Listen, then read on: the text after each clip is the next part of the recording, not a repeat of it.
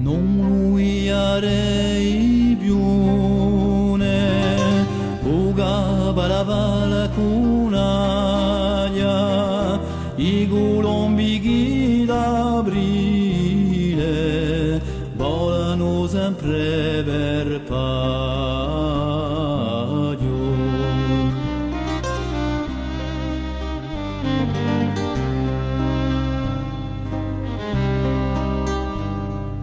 Non farei più sunate, causole e murnaglie, neppure disintaremo, improvvisa non tualaie.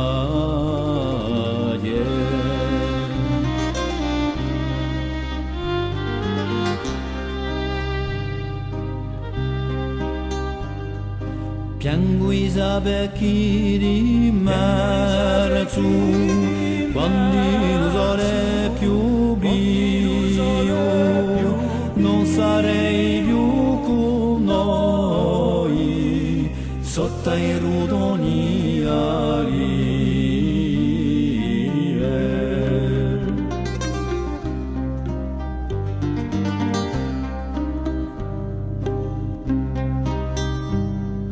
Dottore in campo vorneo,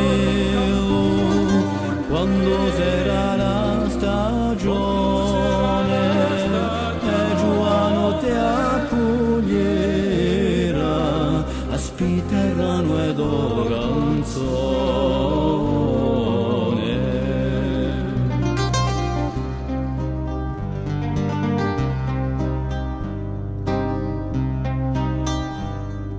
Quando penso a ridoti, come cervellosi e piango i miei sospiri, mentre corre l'ognuno.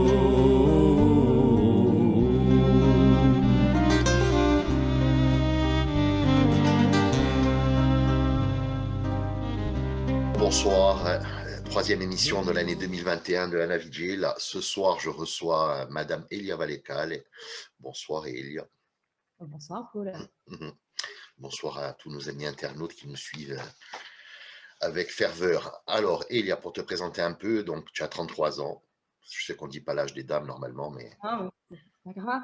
j'ai le droit d'être un cuistre parce que c'est mon émission, voilà, tout simplement. Donc, tu as passé une licence d'histoire, une licence de tourisme, enfin professionnelle de tourisme. Tu as suivi ensuite un master en information et communication et aujourd'hui, tu es, n'est-ce pas, doctorante auprès de l'Université de Corse sous la direction de l'excellent Don Mathieu Santini, que nous saluons s'il nous regarde. Et tu as choisi un sujet qui est particulier, qui est, je te laisse le présenter. Qui est les routes de Saint-Michel en Corse. Voilà, donc les itinéraires patrimoniaux, je présume. Entre autres. Ouais. Entre autres. Bon, tu vas nous expliquer ça ensuite. Bon, tu as l'habitude aussi d'être active dans le milieu culturel, notamment pour les rencontres de musique de Calenzane, classique et contemporaine. Terra di Gantoalum, je crois même que c'est là qu'on s'est rencontrés. J'étais monté pour Piero et Riucade. Et tu étais chanteuse aussi, je crois. Oui, c'est un passage de ma vie, oui. Voilà, avec Carmen Belgodère, je crois. C'est quoi, l'Alcudine, Manat, tout ça. Ah, voilà. Voilà. Ok, donc on va revenir un peu sur le sujet de ce soir que tu as choisi, donc San Miguel, les routes de l'âme et du corps. Donc déjà, première chose, qu'est-ce qui t'a poussé? Comment c'est venu l'idée? Bon, parce qu'après, on sait que la fac de Corté, il y a une foison de sujets, les profs en discutent avec les doctorants, enfin les directeurs de thèse en discutent avec les doctorants, etc. Mais je sais aussi qu'il y a quand même une forme d'appétence et d'appel pour un sujet particulier, qu'on veut faire de la recherche. Pourquoi Saint-Michel? Écoute, je ne suis pas le premier à me poser la question. On me la pose souvent. Pourquoi Saint-Michel, en fait? C'est vrai, pourquoi Saint-Michel? Pourquoi pas Saint-Martin, Saint-Jacques ou n'importe qui, hein? Sainte-Julie. On va le dire, on va la jouer franco, hein, on va jouer d'entrée de jeu. Je ne suis pas ce qu'on peut appeler une fervente chrétienne pratiquante.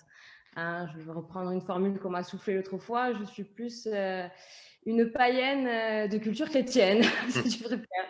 Donc c'est vrai que le choix du sujet a encore plus surpris les gens autour de moi. Voilà. Ouais. Alors, pourquoi Saint-Michel? Ben, moi, j'ai tendance à dire qu'on choisit pas vraiment son sujet quand on est chercheur, mais que c'est plus le sujet qui vient à nous. Si tu veux, moi, de base, j'étais pas du tout partie sur Saint-Michel. Je voulais donc travailler avec Don Mathieu Santigne, mais je voulais travailler sur les contes et les légendes de Balagne. C'est ça qui m'intéressait.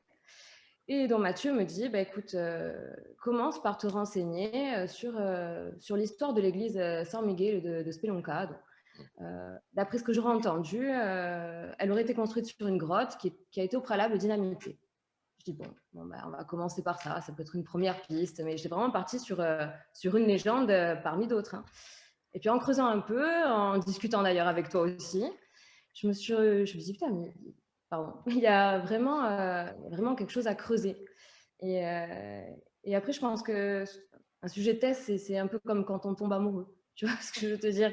On se prend de passion, on a envie d'en parler tout le temps à tout le monde, alors qu'au final, bon, ben, tout le monde s'en fout presque. Tu vois, on est à fond dedans, on a besoin Ouais, de passer vraiment du temps. On est triste, on est malheureux, on dort pas, on mange pas. Voilà, donc c'est vraiment plus ouais, un sujet passionnel.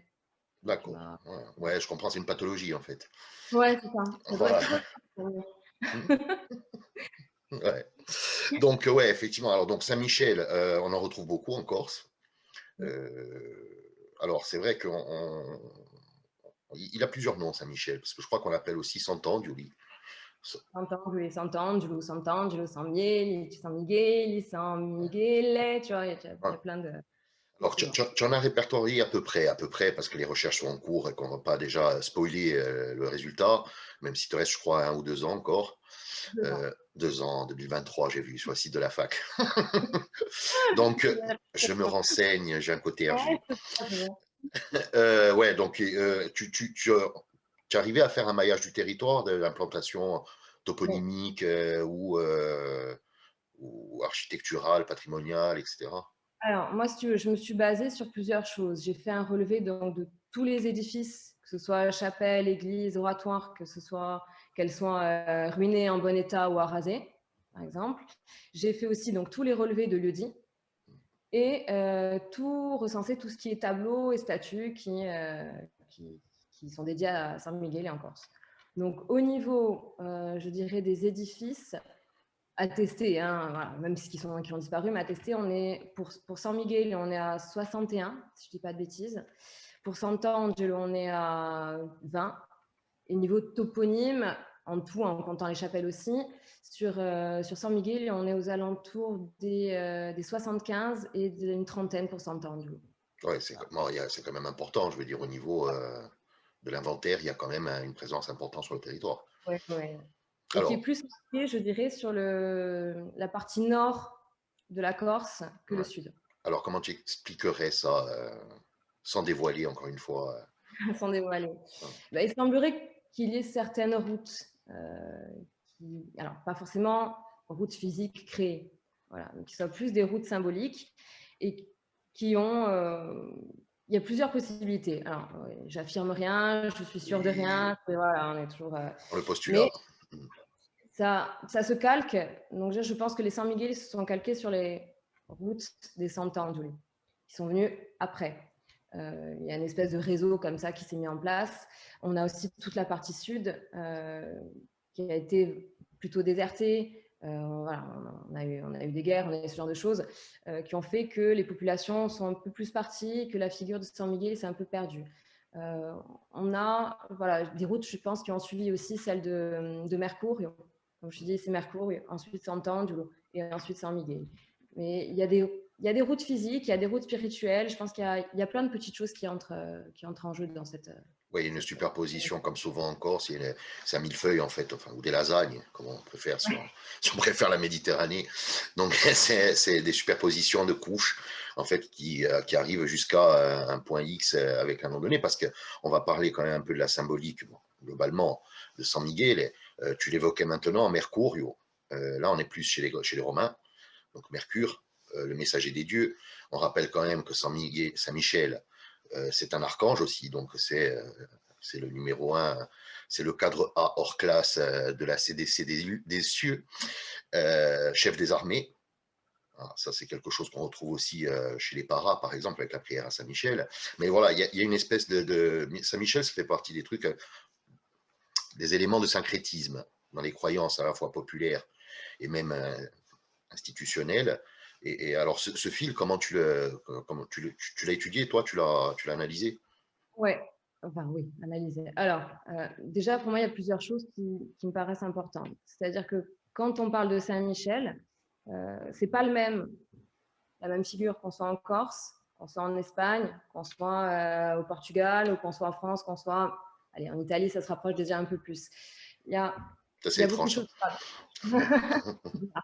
Non, c'est vrai, on parle de syncrétisme, mais il faut penser aussi que les divinités se sont développées, ont pris plus racine à certains endroits ou à d'autres en fonction du milieu dans lequel on est, en fonction de la population qu'il y a, en fonction de la mésologie des lieux, de qu'est-ce qu'on a comme élément. Donc, on ne peut pas dire que le San Miguel corse, c'est le Saint-Michel. Il y a Ouais. des similitudes, il y a forcément des ressemblances, il y a des symboliques qui sont les mêmes, puisqu'elles sont plus ou moins universelles, mais on a des particularités. Donc, si tu veux, le but, c'était plus de trouver à partir de quelle divinité San Miguel s'est développé en Corse. Bien sûr, donc forcément, hein, on a les Romains, on a les Grecs, on a les Étrusques, qui eux-mêmes, les Romains, qui ont eux-mêmes pris aux Étrusques, qui ont eux-mêmes pris aux Grecs, qui sont allés prendre chez les Égyptiens, qui sont allés prendre, voilà, de façon beaucoup plus large. Donc, il faut arriver à étudier tout ça, à sortir des symboliques, tout en sachant aussi que c'est pas si simple que ça. C'est pas San Miguel, il a pris ça chez Hermès, ça chez truc, ça chez machin. Il y a des fonctions qui sont communes à plusieurs divinités archaïques ou antiques. De la même façon, qu'est-ce que je voulais te dire? Je me suis perdue aussi dans mon. Tu t'en vas là-haut. Voilà, donc Ouais. tu peux pas, tu peux pas rester et te dire, il a pris ça à gauche, ça à ça à droite. Ça marche pas vraiment comme ça. Ouais. Oui, donc en fait, ce que tu es en train de dire, c'est qu'il y a une espèce d'homéostasie, c'est-à-dire qu'il s'adapte à son milieu. Son Miguel. Exactement. C'est-à-dire, voilà, chacun le sien à peu près. Donc on ne peut pas dire San Miguel et c'est Hermès, Mercure, Thoth avant, enfin bon, etc. Mais c'est vrai que, alors là, tu en parleras toi aussi, parce que c'est toi la spécialiste, mais il y a aussi une espèce d'archétype de l'implantation de Saint-Michel sur un territoire. Il y a toujours des grottes pas loin, c'est ça. C'est ça. On remarque toujours que soit il y a des grottes, soit c'est sur un col, soit sur un sommet, soit un carrefour, soit près de l'eau. Donc tout ça, évidemment, on a ce point de vue mésologique, mais bien évidemment symbolique aussi. C'est ce qu'on fait. Voilà, c'est pas choisi là par hasard. C'est parce que ça présente souvent une porte symbolique vers le milieu invisible. Voilà. Donc c'est Saint-Michel qui est forcément un passeur d'âme, qui est psychopompe et psychostase, ne pouvait se trouver à d'autres endroits. Voilà, alors juste pour préciser, parce que psychopompe, on me l'a souvent tiré à la gueule. Psychopompe, c'est celui qui conduit les âmes dans le royaume de l'au-delà, après que ce soit l'enfer, que ce soit les cieux, que ce soit autre chose. Et psychostase, c'est celui qui pèse les âmes. Là, on est plus dans la filiation même presque égyptienne, puisqu'il y a cette pesée du cœur de l'âme qui juge les actions bonnes et mauvaises. Et je rappelle aussi aux catholiques que quoi qu'il arrive, ils seront jugés après leur mort et pesés, eux aussi, et que normalement, la balance, d'ailleurs, je crois que tu en as une à côté de toi, derrière, voilà, la balance sera tenue par Saint-Michel, entre autres. Ouais. Donc, voilà, oui, il y a une espèce d'archétype, je dirais presque, de l'implantation de Saint-Michel. Donc, au carrefour, on pourrait presque penser, bon, Mercure était le dieu des carrefours, effectivement. Par contre, le côté chtonien, c'est-à-dire souterrain obscur, il est intéressant quand même. Il est intéressant. Alors, déjà, je vais faire une petite parenthèse sur Mercure. Parce que moi, il y a quelque chose qui me plaît pas trop, tu vois, c'est qu'on parle souvent en Corse, on dit couramment que Saint-Michel a remplacé Mercure ou Mercure. Le mot remplacer ne me convient pas parce que c'est pas la vérité. Si tu veux. On a toujours des lieux-dits qui s'appellent Mercure. On a, comme je disais tout à l'heure, plus de 70 toponymes liés à Saint-Miguel. En toute logique, si on part du principe que San Miguel a remplacé Mercure, il n'y aurait plus de Mercure. Voilà ce que je veux dire. Alors, on ne dit pas non plus que ça n'a aucun rapport. Forcément, tu as souvent à côté des points de Mercure des chapelles San Miguel, mais tu as des chapelles Sainte-Restitude, tu as des chapelles Saint-Jacques, tu as des chapelles, voilà, tu as un peu de tout. Donc, de ce point de vue-là, ça ne matche pas, si tu veux. Pareil, tout à l'heure, je te parlais de routes. Les routes ont changé, les frontières ont bougé, les populations ont bougé. Quelque chose près, toujours pareil. Hein. Mais donc, forcément, on a gardé les symboliques de Mercure. Pareil, c'était pareil, il fallait placer sur des sommets, à des carrefours, voilà, à des cols. Et on s'en est servi aussi pour San Miguel. Donc, moi, si tu veux, le terme de récupération ou de réappropriation, il ne me plaît pas trop quand on parle de ça. Moi, je préfère le terme de substitution. Il a récupéré, Mercure s'est substitué à Saint-Michel. Et donc, tu me parlais aussi du Monctonien. Évidemment, ça, c'est quelque chose qui est peut-être un peu moins connu. On a deux divinités qui sont attestées dans la toponymie et dans la tradition orale en Corse. C'est l'Orcu et le Gargano. Alors, l'Orcu, ce serait une divinité donc préhistorique. On retrouve pas mal de toponymes en Corse. Il est présent vraiment dans les légendes aussi sous plusieurs formes. Il est anthropophage. C'est un géant. Voilà, il vient avaler les hommes. Il passe sur l'arc-en-ciel pour passer dans le milieu invisible. Enfin, il y a plein de symboliques comme ça. Et c'est un soleil chtonien. C'est-à-dire que c'est le monde de la nuit. Et le Gargano. Donc, Gargano, on s'interroge aussi, parce que forcément, ça nous fait penser au Monte Gargano dans les Pouilles, où Saint-Michel est apparu au 5e siècle, dans une grotte qui est devenue le sanctuaire Sant'Angelo. Donc, on a forcément ce lien-là aussi. Et le Gargano, c'est la divinité de l'aube, du premier rayon de soleil. Et du premier rayon de soleil, c'est aussi un des surnoms de Saint-Michel, qui est l'ange du premier rayon. Donc, on a plusieurs symboliques comme ça. Par contre, là aussi, il faut éviter de se mélanger avec nos conceptions actuelles. C'est que pour les divinités, du moins pour les religions, les sociétés religieuses, je dirais, la lumière et la nuit n'étaient pas quelque chose de dichotomique, c'était pas en opposition. C'était quelque chose, au contraire, qui était fondamental. Les deux ne se séparaient pas. C'est quelque chose, la nuit avait besoin du jour, le jour besoin de la nuit. On n'était pas dans ce combat du bien contre le mal, voilà. Donc, on n'avait pas, l'Orcu n'était pas forcément une divinité mauvaise. C'est ce qu'on en a fait après dans les contes où on l'a assimilé à un ogre. Voilà, on a un peu inversé les rôles. Oui, parce que le nom devait ressembler un peu à celui de l'orque, de l'ogre, etc. Mais en fait, effectivement, comme tu as dit justement, même le manichéisme, le mot manichéen, manichéisme, contrairement à ce qu'on croit, c'est pas l'opposition du bien contre le mal, c'est la complémentarité et le jeu, presque comme du taoïsme. Bon, là, on n'a rien fumé, hein, je vous le dis de suite, on fait pas du New Age, je ne sais pas quoi, on vend pas des trucs holistiques pour genre perdre 10 kilos la première semaine, c'est gratos. Non, mais il y a effectivement quand même une espèce de communauté de croyance qui dit que c'est pas, que même sur l'échiquier, les cases noires sont aussi importantes que les cases blanches. Il n'y a pas l'opposition foncière entre le mal et le bien. Alors, ça fait un peu de philo et de symbolisme, mais ça ne fait pas de mal non plus. Alors, ce chemin de Saint-Michel, ces implantations de Saint-Michel, toi, tu bosses sur, tu es en information et communication, donc j'imagine que tu bosses sur le tracé d'un itinéraire, la mise en valeur de cet itinéraire, et j'ai presque envie de dire l'alimentation de cet itinéraire par des éléments culturels, comment dire, matériels, immatériels, etc. Oui, alors, il y a deux petits points. C'est-à-dire qu'effectivement, on parle d'itinéraire patrimonial. C'est un petit peu différent de ce qu'on peut concevoir habituellement. Donc, moi, je n'ai pas les moyens forcément financiers d'aller mettre des panneaux sous chaque église, sous chaque chapelle. J'imagine. Voilà. Alors, moi, l'idée, c'est justement en fait, de réussir avec les nouveaux outils de la communication qu'on a, ces nouveaux médias, de réussir à créer une valorisation patrimoniale qui soit différente de ce que l'on peut trouver, qui soit à la fois complémentaire, sans pour autant se substituer à ce qu'on devrait faire, mais essayer de proposer justement une alternative, vu que, comme je te dis, on le sait très bien, je veux dire, la mise en valeur patrimoniale, c'est avant tout quelque chose de politique, je dirais. On peut pas, il y a de très bonnes associations qui font un boulot formidable, mais pour couvrir l'ensemble du patrimoine de la Corse, ce serait énorme. Folie. Ouais. C'est la folie. Je veux dire, et bien souvent, moi je remarque, hein, c'est un avis personnel, déjà il y a plusieurs choses qui me perturbent. C'est quand on parle de patrimoine, donc patrimonium qui nous vient du père. On est d'accord jusque-là. qui nous vient du père, que nous allons donc transmettre à nos enfants. Or, quand on regarde la définition du patrimoine, c'est toujours accolé au tourisme.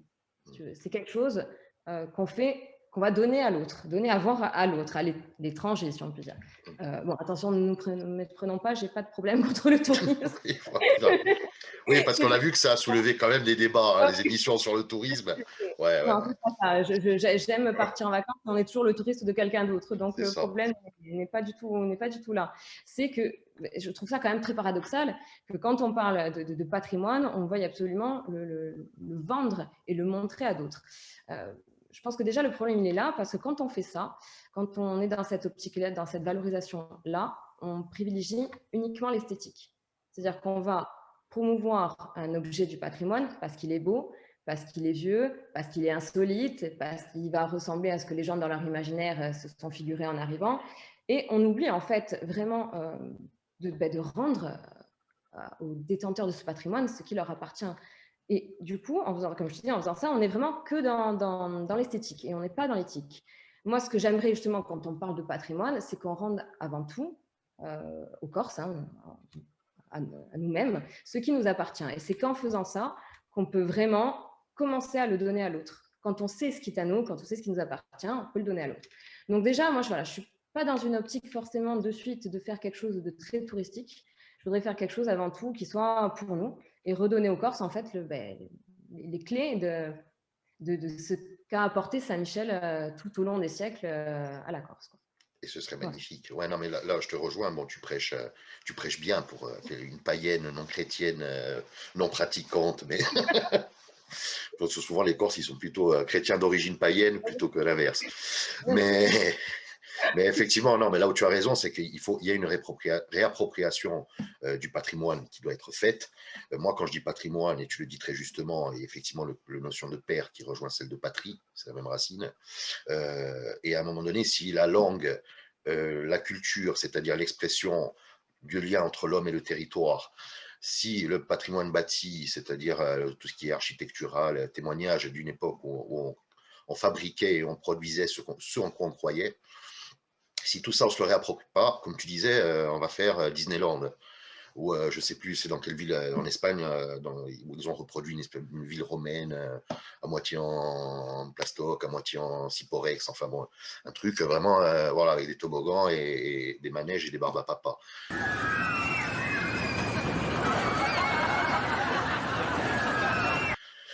Il y a ce côté-là, cette reconquête à faire, mais bon, là, c'est un travail de minutie. Comme tu disais, il y a les pouvoirs publics, alors il y a l'association de la sauvegarde du patrimoine, il y a le mécénat qui commence un peu à rentrer dans les mentalités. C'est quelque chose qui a fait cruellement défaut pendant longtemps, mais est-ce que la Corse, ce dont la Corse a besoin, et c'est là où je trouve très intéressant le boulot que tu mènes, et c'est pour ça que tu es là aussi, même s'il y a un peu de favoritisme et de népotisme. Je le dis à toutes les émissions, mais ça, c'est normal. Je fais ce que je veux, je pistonne qui je veux, moi. Et donc, voilà. Mais il y a des agents de terrain, voilà. Ce qui nous manque, c'est des agents de terrain formés, des gens qui sont capables de suivre un itinéraire, de faire des recherches, de faire une production, on parlera de tes productions tout à l'heure, de pouvoir sublimer, restaurer, conserver, transmettre et accompagner les pouvoirs publics aussi dans les démarches qui sont liées à tout ça, parce que tu disais, il y a un patrimoine en Corse qui est, il n'y a même pas de mots en fait. Voilà. Et il n'y a pas assez de monde pour accompagner sa protection. Hein, parce que je crois que, comme tu disais justement, avant de le mettre en location aux étrangers, comme tu dis, l'étranger, pas de manière péjorative, mais aux visiteurs, avant de le mettre en location et de l'offrir aux visiteurs, il faut quand même se l'approprier et le protéger. Alors tout ça, c'est un travail un peu de cœur, j'ai envie de dire. Ça nous amène au livre que tu as choisi. Ah. Tu as vu un peu l'enchaînement. Ouais, c'est parfait. Je sais. Alors, c'est donc la mécanique du cœur, Mathias Malzieu. C'est ça. Ouais. Alors, pourquoi ce choix? Pourquoi ce choix? Alors, tu m'as demandé de choisir un livre et je crois que j'aurais pas pu choisir autre chose. C'est un livre qui m'accompagne depuis, je pense, une dizaine d'années. Moi, je suis quelqu'un de très changeant normalement, c'est-à-dire que je lis quelque chose, ça me plaît, ça m'a plu, voilà. La mécanique du cœur, je peux en lire des passages, je peux le relire en entier, je l'ai toujours à côté de moi. C'était une amie qui me l'avait fait découvrir, parce que moi, je connaissais le musicien, parce que Mathias Malzieu, c'est le chanteur et guitariste, compositeur du groupe Comme quoi, hein, tu vois, on reste encore dans la petite thématique, on s'éloigne jamais vraiment. Hmm. Mais et ouais, c'est vrai que quand tu m'as fait lire ce livre, je sais pas, bah, après, je suis quelqu'un de très, très sensible, très, très sentimental, donc forcément, Oui, non, très ça, fleur bleue. non, pas du tout. Hmm. Mais non, c'est vrai que la poésie de Mathias Malzieu, elle est à la fois enfantine et très mature. C'est vraiment beau. Tu vois, moi, je suis très attachée aux mots, aux métaphores, à la langue, à cette façon de jouer, de dire les choses, de faire vivre, de faire ressentir aussi aux gens. Et, euh, et ce livre, c'est vraiment, il est très court, hein, c'est une histoire qui est très belle, très enfantine. On tient un peu du conte. Mais alors, tu vois, la différence du conte aussi, c'est que tant pis si je spoil les gens, mais c'est que ça finit pas bien. Mais c'est pas parce que ça finit pas bien que l'histoire, elle a pas été belle. Et que le Ouais. voyage, il n'a pas été beau. Je trouve que c'est aussi une belle philosophie de vie. De pas toujours s'attendre à un résultat forcément magnifique, mais de prendre en compte tout ce qu'on a vécu et tout ce qu'il y a eu de beau dans une histoire, en fait. C'est une vraie belle conclusion presque, alors que c'est pas la fin de l'émission, bien évidemment, et tant mieux, mais une belle façon de résumer le travail dans le patrimoine. Alors effectivement, tu disais Mathieu, c'est le chanteur, guitariste de Dionysos du groupe, donc Dionysos, entre autres, bon, j'en cite deux, il y a Song for a Jedi. Quand j'étais petit, j'étais un Jedi, tellement nerveux que lorsqu'il pleuvait, souvent je m'électrocutais. Qui est la plus connue, qui est peut-être pas la meilleure, on mettra peut-être un court extrait. Il y a Thank You Satan, qui est une reprise de Léo Ferré. Pour la sépulture anonyme que tu cries à Monsieur Mozart, sans croix ni rien, sauf pour la frime, un chien croque mort du hasard. Pour les poètes que tu glisses aux cheveux des adolescents, comme pousse dans l'ombre complice des fleurs du mal de 17 ans. Et moi, c'est sur celle-là que j'ai connu le groupe. Et je ne savais pas qu'en fait, il avait écrit ce bouquin qui s'est vendu à plus de 600 000 exemplaires dans le monde. Ils ont fait un film d'animation aussi dessus qui est très, très beau. Ouais, en 2007. Donc, pour ceux qui veulent lire, c'est l'histoire d'un enfant qui naît par un jour, le jour le plus froid, genre moins 230 degrés Celsius. Et la sage-femme qui le met au monde s'aperçoit que son cœur est gelé. Et donc, elle le remplace par une horloge, mais il est interdit de ressentir des émotions négatives ou positives trop intenses. Sauf que, comme tu disais, ça se passe pas. C'est un conte. Donc, à un moment donné, il faut qu'il se passe aussi quelque chose. Et donc, il tombe amoureux, ou en tout cas il est fasciné par une chanteuse, une petite chanteuse, et donc à partir de là, il y a une espèce de quête initiatique. Et moi j'ai pris une citation que j'ai trouvée particulièrement belle, c'est « Je tisse comme une araignée du ciel le fil qui relie les rêves et la réalité, et dans ma toile j'embarque l'espoir absolu ». C'est le moment où tout le monde pleure. C'est ça. Je me Ouais, retiens, je me contiens, là, c'est délicat. ouais. Ouais, Non, donc on... bien, tu vois, en plus, ce qui est drôle, c'est que, donc, comme tu dis, l'histoire, elle se passe à Édimbourg, en Écosse. Et quand je suis partie là-bas, je ne suis pas la seule, mais du coup, on cherche un peu, on se dit, peut-être quand il décrit cette rue, quand il décrit cet endroit-là, ça se passe peut-être à tu vois. Et en plus, Mathis Malzieu, c'est quelqu'un que j'ai eu la chance de rencontrer. Il était venu jouer à Bastia. Et c'est quelqu'un aussi de très simple. Voilà, donc c'est toujours un plaisir aussi de voir un peu l'homme et l'écrivain. Voilà, l'homme, l'écrivain, le chanteur et d'avoir cette chance-là.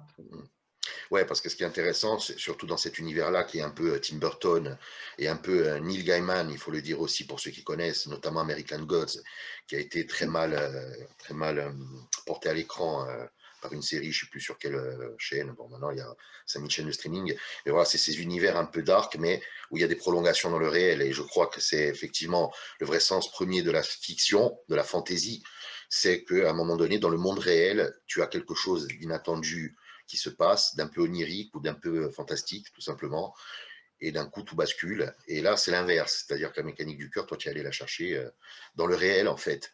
C'est-à-dire qu'il est venu jusque dans le monde réel, comme Mathias Malzieu, qui est un grand bonhomme, parce que moi, j'aime beaucoup ce qu'il écrit, j'aime beaucoup Dionysos, pourtant, Dieu sait que la scène française, c'est vraiment pas mon kiff, comme on dit maintenant, comme disent les jeunes, wesh frère.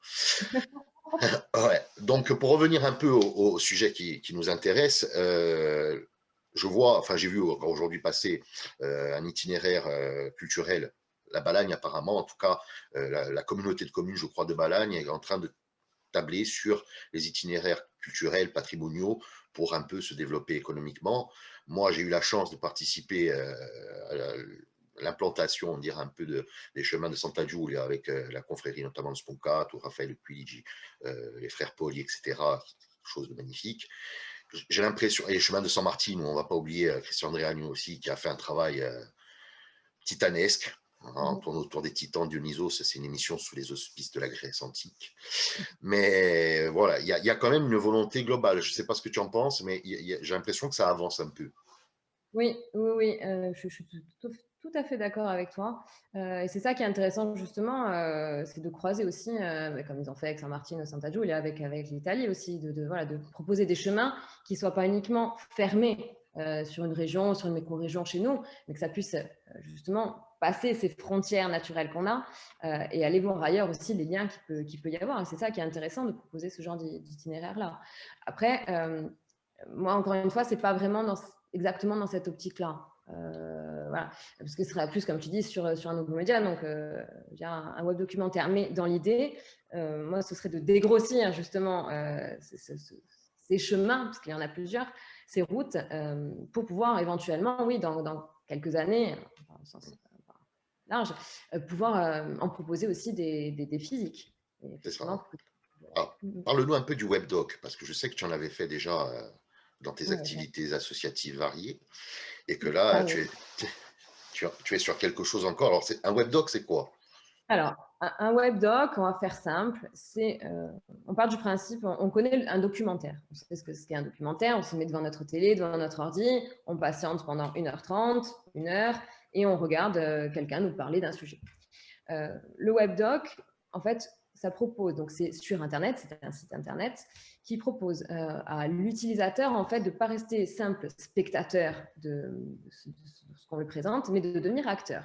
C'est-à-dire qu'il peut participer sur ce site-là à l'histoire. Il y a plusieurs façons de procéder, il y a plusieurs. Donc moi, les web documentaires que je conçois, je ne suis pas non plus graphiste ni quoi que ce soit, donc moi je touche à tout sans être spécialiste de quoi que ce soit. On essaie de faire un peu avec ce qu'on a. Bon, le but, voilà. Non, c'est vrai.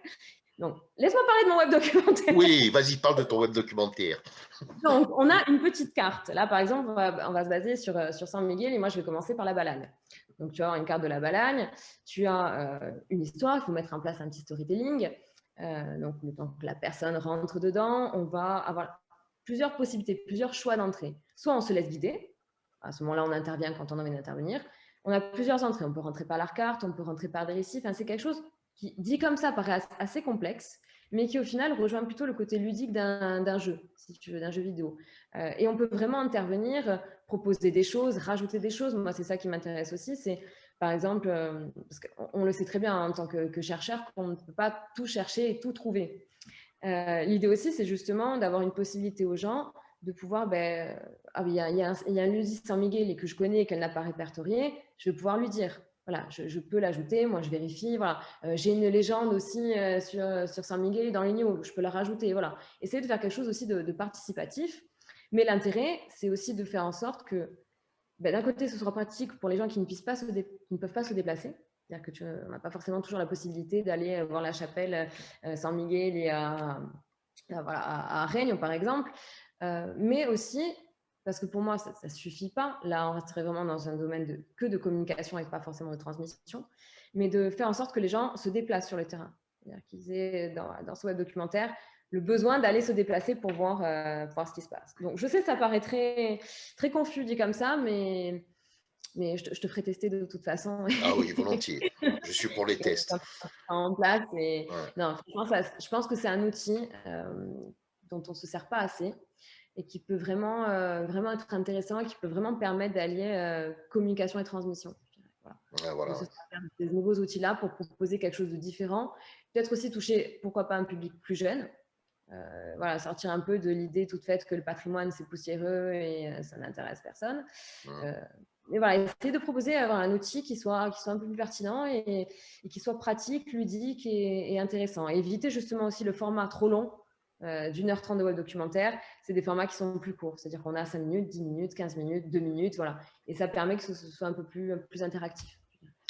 Non, mais voilà, il y a effectivement au webdoc, il y a un côté ludique, comme tu disais. Alors, peut-être un peu jeune pour connaître, mais à l'époque, on avait les livres dont, oui, je fais dans la flagornerie aussi. Oui, je connais les livres dont tu vas parler. Tu vois, mauvaise langue. Tu les connais, oh, putain. Ouais, donc les connais, les livres dont vous êtes le héros, où tu changeais d'article, de page, enfin bon, selon ce que tu choisissais de faire dans l'aventure.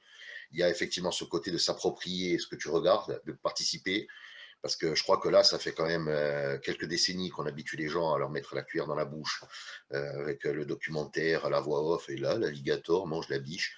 Donc voilà, ça n'apporte rien. Et puis, il y a un côté pédagogique que je trouve phénoménal, c'est que tu peux l'utiliser en milieu scolaire, tu peux l'utiliser en formation, tu peux l'utiliser comme outil de transmission, en tout cas de mise en appétit, parce que je crois que le patrimoine, il n'y a rien de plus sexy. Et qu'en fait, pendant longtemps, on a cru que c'était des vieux mecs bedonnants qui te disaient en 482 le médaillon d'Isis Novak, comme disait l'autre, enfin bon, des conneries interminables, alors qu'en fait, le patrimoine, c'est bien vivant. L'histoire, elle est bien vivante, parce que la preuve, c'est qu'elle se déroule encore. Et le webdoc, je trouve que c'est assez intéressant pour ça. Non, là aussi, je voulais rebondir sur ce que tu dis. C'est que oui, effectivement, on a longtemps vu le patrimoine comme quelque chose de heureux parce qu'on avait une seule et même façon, hein, je globalise, de le présenter. Et souvent, c'était dans des musées, par exemple. Donc, on enfermait, déjà, on sortait l'objet patrimonial de son contexte pour le placer dans quelque chose qui n'avait rien à voir, plus dans son pays, plus dans une vitrine éclairée. Voilà. Je ne dis pas que je ne suis pas du tout en train de critiquer les musées, hein, entendons-nous bien aussi. Je pense qu'il faut les deux. Je pense qu'il faut aussi ne pas sortir toutes les statues menhirs de l'endroit où elles Ouais. sont nées, de faire en sorte qu'il y ait des valorisations qui soient faites sur place. Mais voilà, donc c'est vrai qu'on a eu tendance à toujours voir ce patrimoine comme quelque chose d'enfermé derrière une vitrine, alors que déjà en le remettant dans son contexte, là où il a grandi, là où il a évolué, là où on a évolué avec lui, où il y a eu des échanges, déjà je pense que c'est quelque chose de plus intéressant et c'est normal, parce que là où tu le dis, c'est qu'effectivement c'est toujours vivant. Voilà, C'est c'est pas toujours quelque vivant. chose. Exactement, et je crois que le musée, il faut le faire éclater un peu, comme tu disais, il le faut comme centre de conservation, comme centre de recherche, comme centre d'exposition pour le petit patrimoine, ce qu'on appelle le petit patrimoine, qui est en fait patrimoine immobilier, je dirais. Mais au-delà de ça, je pense il faut sortir les musées des murs du musée et aller vers le public, en fait. Et aller vers le public, ça ne veut pas forcément dire que délocaliser des stands, les mettre à Loupine, par exemple. Mais c'est effectivement faire en sorte que les gens se réapproprient les lieux. Et je pense que c'est un très bon biais, le webdoc, encore une fois. Déjà, par les temps qu'on connaît en ce moment, pour se déplacer, ça va être de plus en plus chaud. Parce que je présume que la bande à Bono, les pieds nickelés, nous prépare encore un bon coup de confinement. Et puis, au-delà de ça, voilà, ça permet aussi d'amener ce patrimoine et cette culture à l'intérieur d'une classe, à l'intérieur d'une maison, sur un ordi, etc. Et franchement, c'est génial. Mais par contre, alors ça fait appel à une grosse équipe, je dirais, parce qu'il te faut un graphiste, il te faut un web designer, il te faut quoi en fait? Alors, oui et non, parce que, enfin, alors, je vais faire appel, oui, il y a des gens aussi qui vont m'aider un peu en termes de graphisme, mais c'est vrai, enfin, le premier que j'ai fait, par exemple, j'ai tout fait, bon, sauf la page d'accueil, ça c'est mon cher ami Yannick Starr qui m'a filé un coup de main. Mais sinon, bah, j'ai appris à faire du montage, j'ai appris à faire des interviews, à enregistrer, à couper, à monter des photos dessus, à monter du son, Oh, voilà, à faire des choses, je me suis dit jamais. Ben, on fait comme tout le monde, on prend des tutos sur Internet, on demande à des gens qui s'y ouais, connaissent. voilà, c'est ça.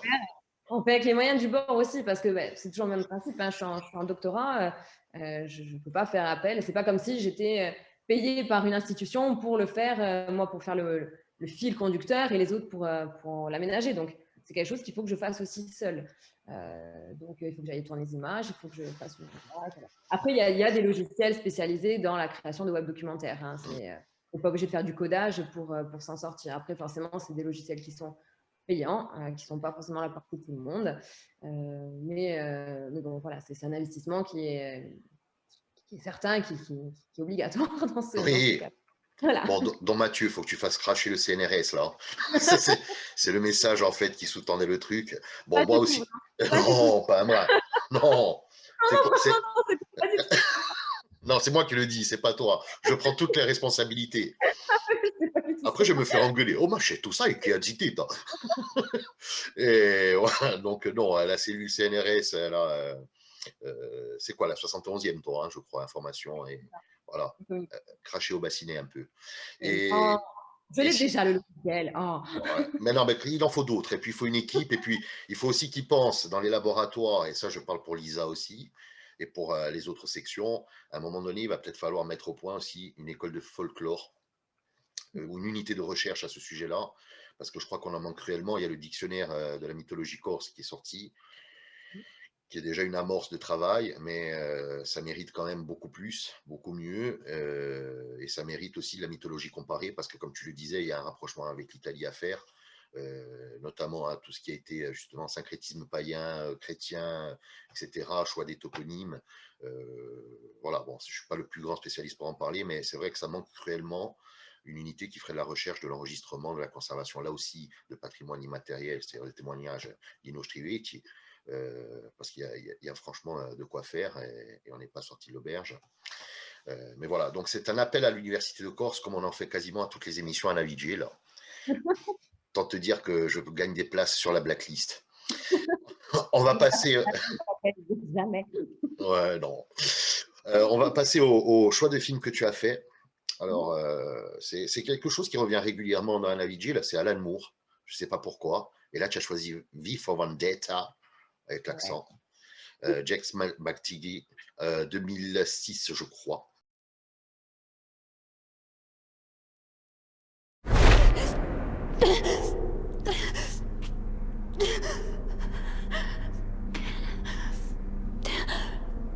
Do you know why you're here, Evie Hammond? Please. You've been formally charged with 3 counts of murder, the bombing of government property, conspiracy to commit terrorism, treason, and sedition, the penalty for which is death by firing squad. You have one chance, and only one chance, to save your life. You must tell us the identity, or whereabouts, of Codename V. If your information leads to his capture, you will be released from this vicinity immediately. Do you understand what I'm telling you? You can return to your life, Miss Hammond. All you have to do is cooperate.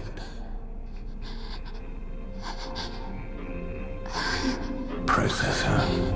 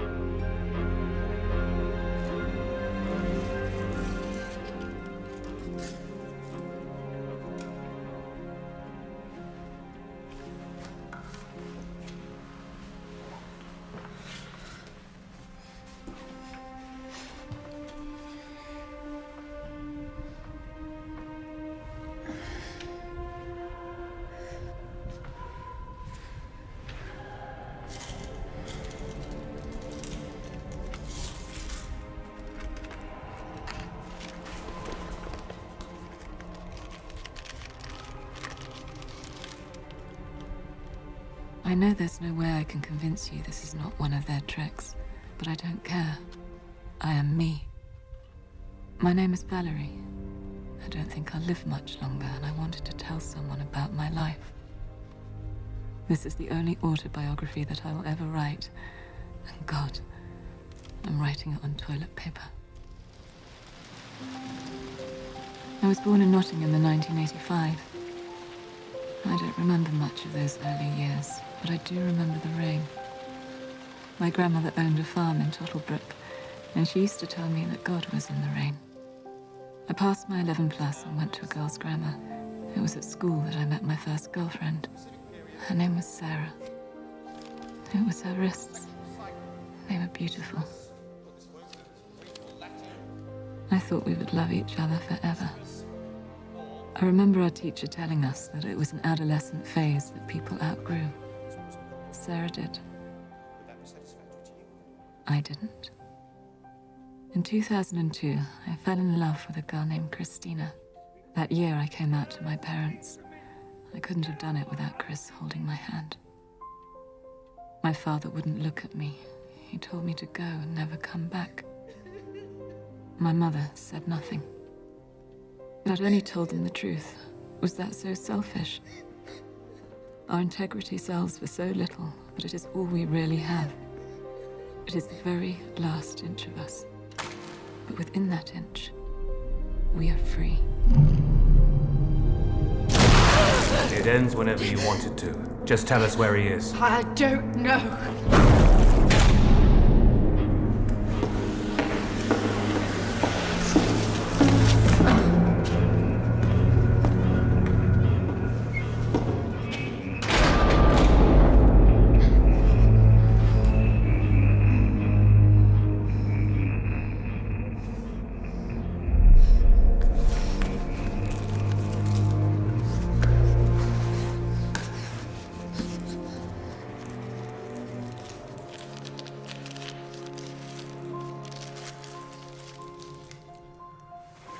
I'd always known what I wanted to do with my life, and in 2015 I starred in my first film, The Salt Flats.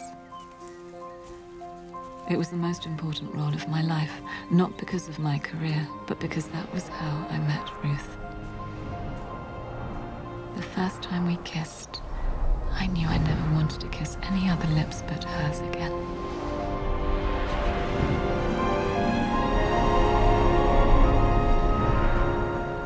We moved to a small flat in London together. She grew scarlet carsons for me in our window box, and our place always smelt of roses. Those were the best years of my life. After that, there were no roses anymore. Not for anyone. You won't last much longer. You're gonna die here. Why protect someone who doesn't give a about you?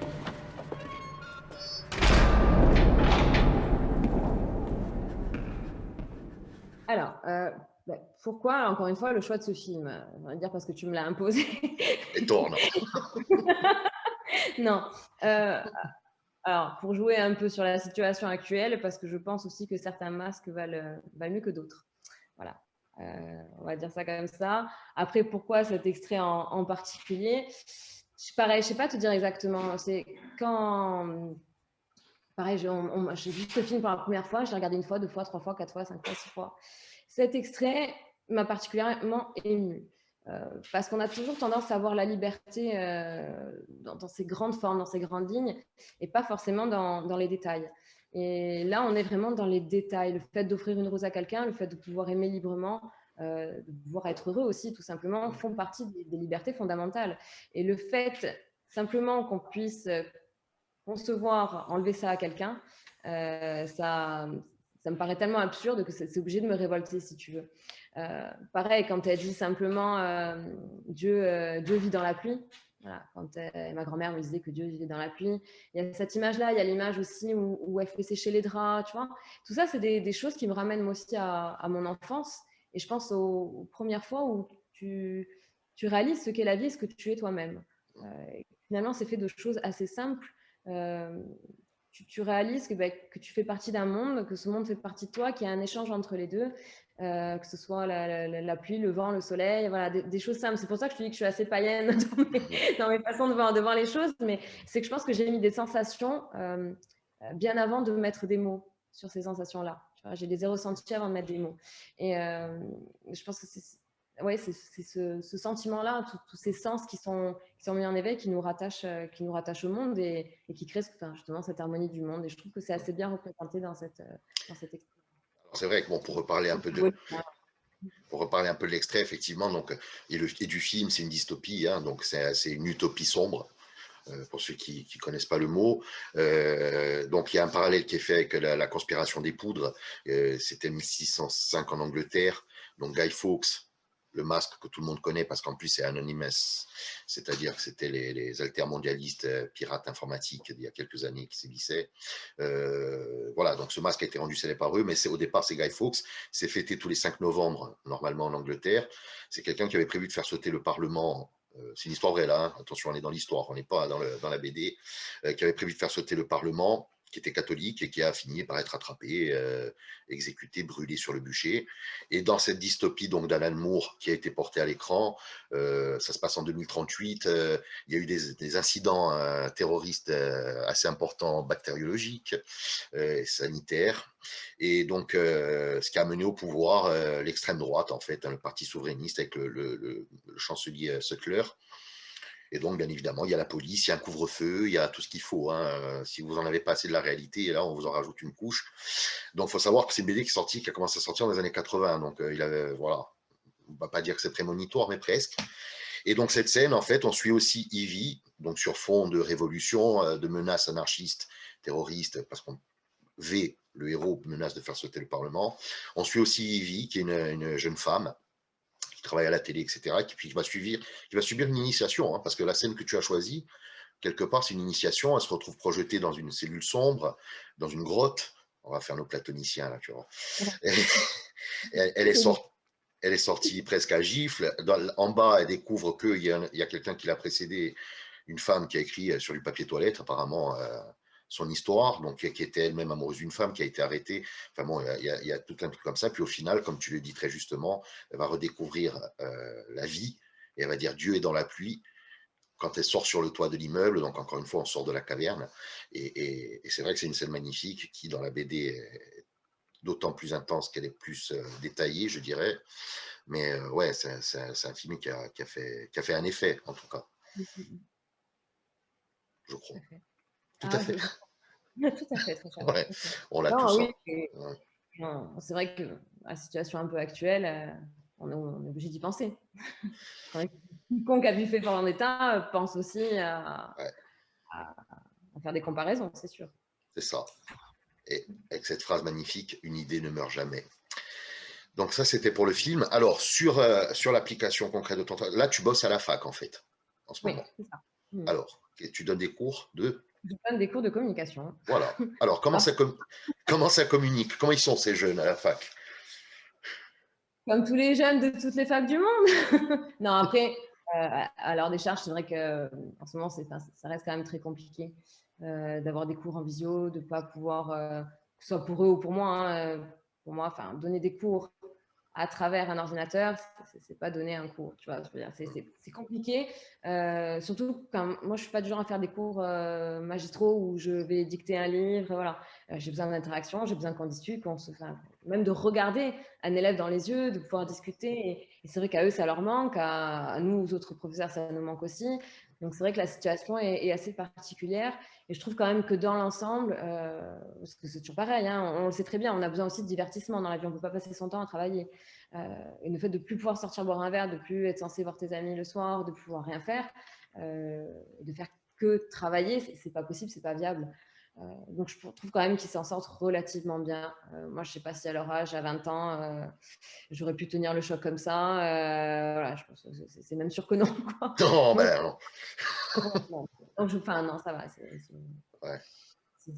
On essaie de faire du mieux qu'on peut aussi. Hein, bien sûr. Non, c'est vrai qu'ils vivent une situation difficile. Bon, tout le monde vit une situation difficile, effectivement. Mais souvent, quand on est prof, c'est un sacerdoce, on l'a choisi. Et on veut le faire parce qu'on a besoin de ce contact et cette confrontation au sens noble du terme. Et là, en ce moment, en privé, les profs de leurs élèves, les élèves de leurs profs, putain, ça fait quand même mal parce que c'est de là que naît aussi l'idée, c'est de là que naît la remise en question, l'orientation. Parce qu'un gosse, il peut découvrir en allant en cours qu'il n'a pas envie de faire ça, qu'il a envie de faire ça.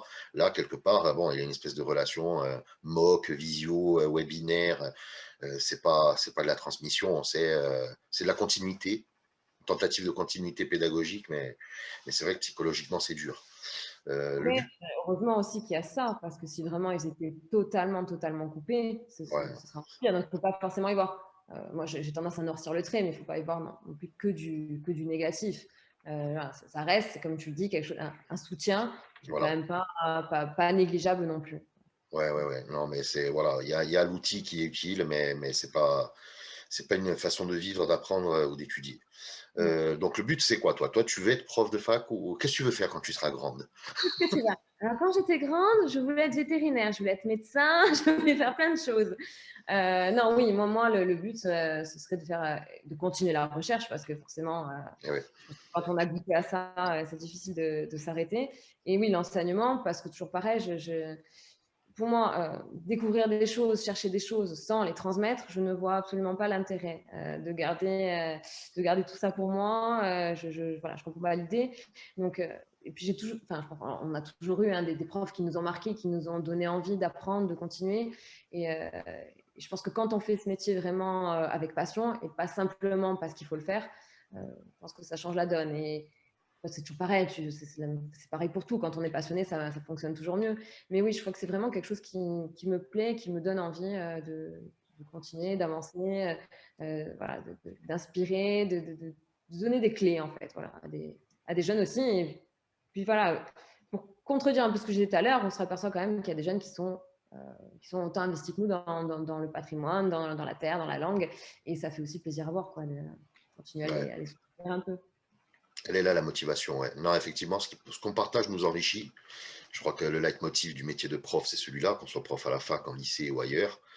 C'est le fait de partager qui nous enrichit et celui qui garde pour lui, et, comme on dit en Corse, qui mangia sol ou crepasol. Donc forcément, ouais, ici, il faut s'ouvrir aux autres et ouvrir aux autres les portes dont on a les clés. Sur la Corse en général, pour faire un peu du truc politicien, tu sais, la Viasté, l'émission politique. Alors, la Corse en général, je ne suis pas Jean-Vitus Albertini, je te dis de suite. On le croyait mort politiquement, bien sûr, mais non, il bouge encore avec sa pensée fulgurante et ses saillies délirantes. Même si par certains côtés nous nous ressemblons, mais la situation de la Corse, toi, tu la vois comment? Enfin, tu l'espérerais comment? Là, alors, on va pas faire les déchets, les transports, les bateaux qui se prennent le fond du port de Bastia, tout ça, on s'en fout. Ah oui. Voilà. Non. Bah, c'est une question quand même qui est difficile. Hein. C'est difficile de répondre ça. Moi, je pense qu'il faudrait aussi qu'on arrête de vouloir toujours se projeter en imaginant toujours l'avenir. Bon, comment te dire? Tu as deux sortes je stigmatise encore un peu de personnes, allez, on dira. Tu as ceux qui sont bloqués dans un passé qui fantasment comme un âge d'or et qui ont la nostalgie de ne pas avoir connu et qui aimeraient vouloir le reproduire. Et tu as ceux qui sont bloqués vers l'avenir sans s'intéresser à ce qui se passe aujourd'hui. Qui sont dans une utopie de ce que pourrait être la Corse, de ce qu'elle devrait être. Moi, j'ai du mal avec ça. J'ai du mal avec le fait de rester bloqué, le fait de sauter des étapes, tu vois. Donc, c'est vrai que projeter dans l'avenir, moi, je pense qu'il faut surtout s'intéresser à ce qu'on a maintenant, ce qu'on veut garder, ce qu'on ne veut pas garder. On évolue dans tous les cas. Tout est toujours en évolution. Donc, moi, je pense que le plus important pour moi, si on devrait me demander pour l'avenir de la Corse, ce serait quand même qu'on puisse garder ce lien qu'on a avec notre terre. Je pense que déjà, si on a ça, on a tout. Voilà. On peut rêver d'être indépendantiste, d'être autonomiste, d'être ce que tu veux. C'est pas un mal, loin de là. Hein. On le sait tu le sais très bien. Mais voilà, mais je pense que déjà, si on perd ce rapport qu'on entretient avec notre terre, on est foutu. Donc, je pense que le plus important, c'est de garder ce lien-là. Voilà.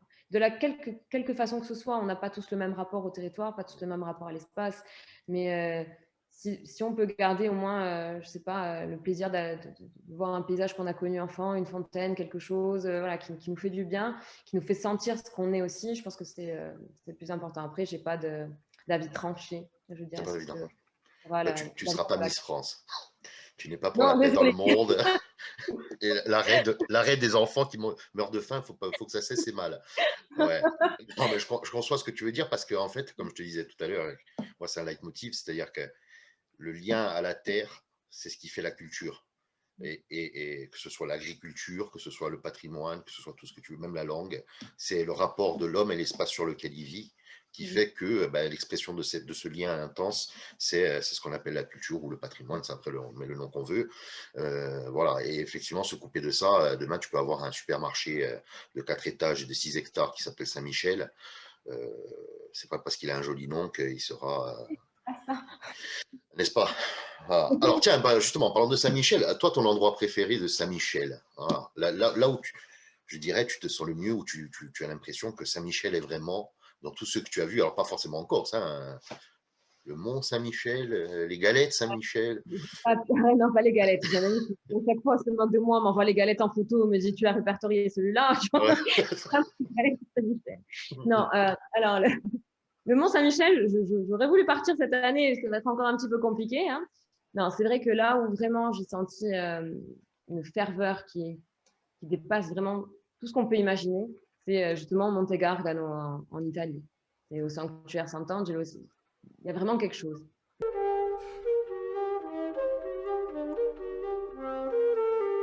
Benvenuti in questo sito, in questa grotta, in questo luogo particolare, direi unico al mondo, dove l'arcangelo Miguel, scendendo dal cielo, nel V secolo d.C., ha scelto questo luogo come sua dimora sulla terra e ha promesso al vescovo di Siponto, Lorenzo Majorano, che dentro la dimora dell'arcangelo, dentro la casa di Dio, attraversando la porta del cielo, c'è la possibilità di ricevere la guarigione fisica e la guarigione spirituale.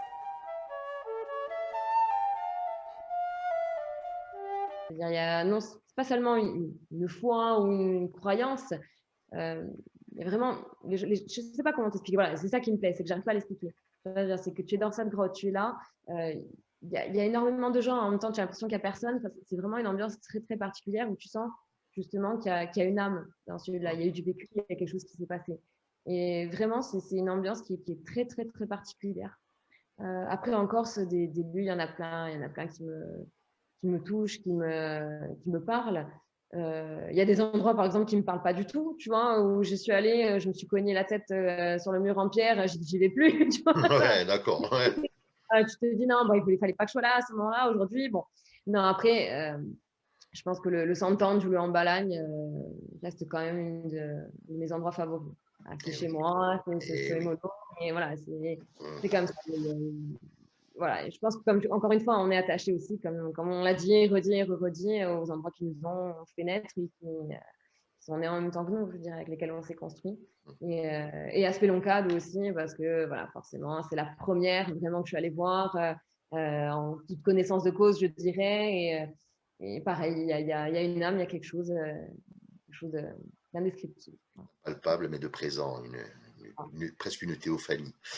Oui, effectivement, Saint-Michel, c'est comme ça, alors chacun le sien. Alors, pour ceux qui ne l'auront pas compris, et les Revalani, hein, ça, je crois que maintenant vous l'avez compris. Unta e fino. Et...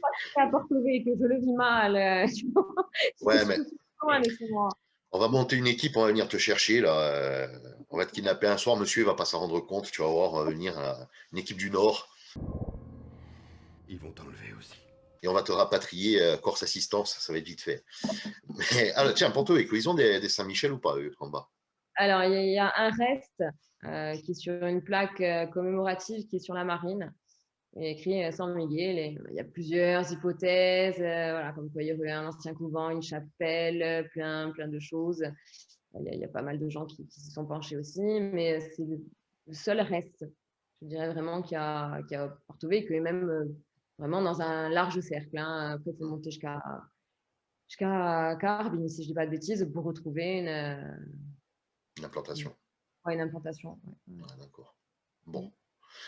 On va bientôt finir l'émission. Dernier petit conseil. Qu'est-ce qu'elle nous conseille de lire, Elia Valécale, justement sur, alors je ne vais pas dire sur le syncrétisme, mais sur la symbolique ou sur le folklore il y a plusieurs... alors, sur Saint-Michel, déjà, il n'y a pas grand-chose, donc la question est réglée, il n'y a rien. Voilà. Voilà, donc, déjà, on oublie. Jacques de Voragine, peut-être. Ce que je conseillerais de lire si on veut un peu comprendre aussi le monde dans lequel on évolue, 2 ouvrages qui ne sont pas simples d'accès. C'est-à-dire que c'est des lectures quand même qui demandent une réflexion, qui demandent de prendre le temps. On ne lit pas ça le soir avant de se coucher, dans son bain ou sur la plage. C'est Écoumène d'Augustin Berck, justement, qui nous permettent de revoir le monde et notre rapport au monde comme il était à l'origine, je dirais, avant qu'on se mette à tout dénaturer, à tout déculturer. Donc ça, c'est pas mal. Et il y a aussi, justement, pour comprendre cette bascule entre sociétés religieuses et religions politiques, donc entre les sociétés archaïques et les sociétés antiques, je dirais, c'est le livre « Le désenchantement du monde » de Marcel Gauchet, voilà, qui est aussi très complexe, très complexe. Très complexe. Il y a une écriture particulière, mais voilà, je pense que si on reste dans ces thématiques-là, c'est déjà de bons ouvrages. Bon, ben comme ça, les gens sauront quoi acheter pour le confinement. Et... Bon courage, ouais. Amusez-vous bien. Elias, ce fut un très bon moment. Je te remercie. C'est fini, c'est bon. Oui, c'est fini. Voilà. Tu peux aller faire dodo. Ne stresse plus. Ouais, c'est fini. C'était un très bon moment. J'invite les gens à aller voir. Donc, est-ce que tu as un site pour le webdoc ou pas encore? Non, pas encore. Et je pense qu'il sera vraiment officiel une fois que j'aurai fini la thèse. Voilà. Donc, on a encore 2 ans avant de le... Bon, eh ben on va suivre tes publications parce que j'imagine qu'il y en aura. Oui. Voilà, on va suivre la sortie de ton webdoc et surtout on suivra ta présentation de thèse et la publication de ta thèse aussi, on espère. Hein, oui, Mathieu, oui. encore. Ouais. Faut que ça accroche encore un peu. Ouais, il faut que ça accroche encore un peu. Et voilà, ensuite, je remercie tous ceux qui nous suivent, nous regardent, nous partagent en permanence. Voilà, on a passé un très bon moment autour de Saint-Michel. Un bonsoir à nos amis corses qui étaient dans l'armée, je sais, comme Yves ou François, etc., qui ont un attachement particulier à Saint-Michel. Et puis, on se donne rendez-vous une prochaine fois. Alors, juste pour préciser, je n'ai peut-être pas prévenu tous les intervenants, je ne sais pas, je perds un peu le cerveau. On va essayer de faire une publication de toutes les thématiques. Chacun fera la sienne. On va faire un ouvrage collectif et on va essayer de le publier pour offrir les bénéfices. Bon, s'il y en a, hein. On sait que dans les livres, c'est difficile. Hein. Mais s'il y a des bénéfices, on va essayer de les offrir à une association caritative. Donc, ça s'appellera, comme l'émission, Anna Vigil, là, je pense. Donc, j'attends tes 45 pages, Elia. Au moins. Minimum. Bon, merci à tous. À bientôt. Sempre non la nostra navigela e a presto. A presto, Elia. Ciao. Che la mia memoria scrocia, morgo piano e sa bene che t'hai scelto altrove.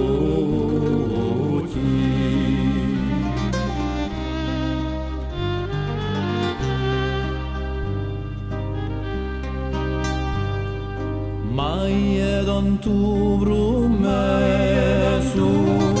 d'esse sempre a un mio lado, ma quando non t'hai visto io, sinestro tu